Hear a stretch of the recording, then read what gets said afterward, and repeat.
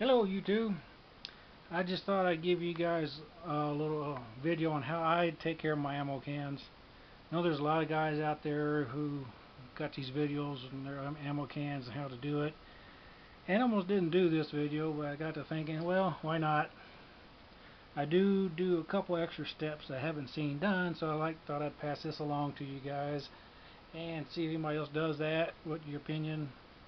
See what y'all think. Good, bad, and different. Or any better ideas. Well, first of all,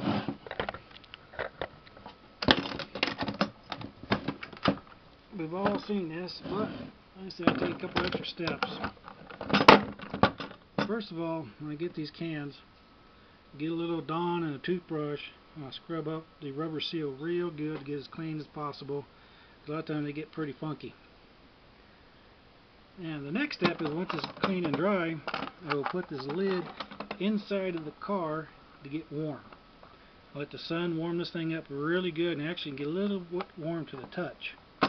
And the idea is, I want to warm up the gasket as best I can, even up underneath of it, on top of it, to absorb the Vaseline. So I'll coat this whole thing with Vaseline, and you'll see some of the Vaseline that kind of went over the edges here. But the idea is get that rubber as hot as you can, and this way it will absorb as much as that Vaseline as it possibly can, and it will also pull down in these crevices. It won't get the hole underneath, but at least it'll get some of it underneath for protection. This way, hopefully, it keeps this can nice and airtight and it'll last a lot longer, especially in dry climates and everything where these things tend to dry rot after a few years. So like I said, just trying to saturate that rubber seal with as much Vaseline as I possibly can, so I'll warm them up really good. Now the next step I do with this can is a little bit different. I haven't seen anybody do this. Now, I don't take credit for this. I don't claim it was my original idea. It was not.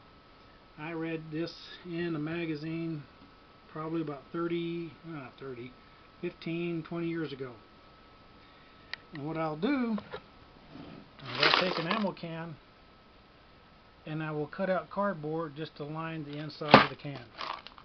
Now I know that something about dissimilar metals will have a reaction over time. And being in brass and steel, yeah, it's painted.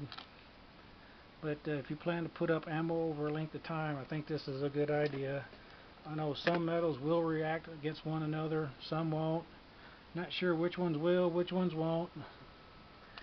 This article I read, and I wish I could remember the magazine or the author, which I don't. But he had mentioned about long-term storage. It is a good idea to place cardboard to separate the two metals from one another. And I have seen some ammo, and it's been stored like that for quite some time, have some discoloration and other kind of funk to it. Don't know the whole when or why, but like I said, you can get some cardboard boxes from wherever. Few minutes, you can line the inside of your box. You can do the bottom of the box, as you can see. And like I said, a lot of these here are intended for long-term storage. And I know some countries do protect their stuff, like the Mosin Nagant ammo. Here it is, how it came up from the sealed package, and they even wrap it up in paper. Here's some of that unwrapped. I guess for their intent for long-term storage, I guess they separate it from the metal. So I guess there's some validity into it. You know, some of the military 5.56 rounds come in the cardboard sleeves, and then some of the ammo doesn't come in any kind of protection. It's just metal to metal. Anybody knows the who, what, when, why of all that? Hey, let us know. Like I said, don't be claiming to be an expert. Just what I'm doing. Just going the extra step just in case if it should ever happen. This way it should prevent it.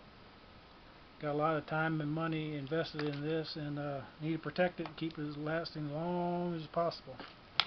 So again, like I said, think about it. Line your can with cardboard. Warm up your seal after a good cleaning. Also use an acid brush from the hardware store. Don't use a Q-tip or nothing. That is a major pain in the ass and don't work as well. Get one of those little acid brushes or a flux brush where they paint flux on. It makes it so much easier.